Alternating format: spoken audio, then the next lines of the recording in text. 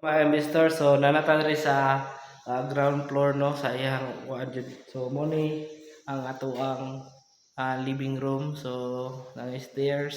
So dako ang stairs na to no pwede ta magbutang diha, mag-design tag mga butanganan yung mga sapatos nga na o sa inyo yung magbutang diha. So nga ni kadak ay yung living room gikan sa my door. Tapos na atay laundry room pod no. So naka-built-in gyapon na ato ang diha ato ang cabinet. So abot diri sa kuan na naabot tay space diri like magbutang tag diri mga appliances na to like ref o sa pa to yung nabutang diha like oven po. So muna ilang CR sa ubos no, ilahang toilet no.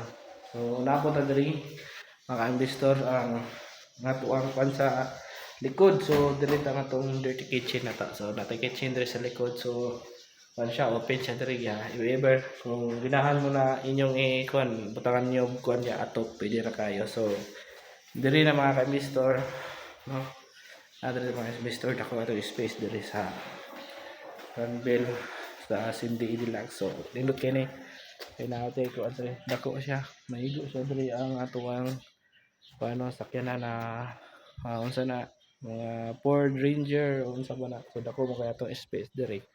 So makabutang so pwede pa ta maka-on diri maka-washing o maabre pa man jud dako jud guys siya para sa ato.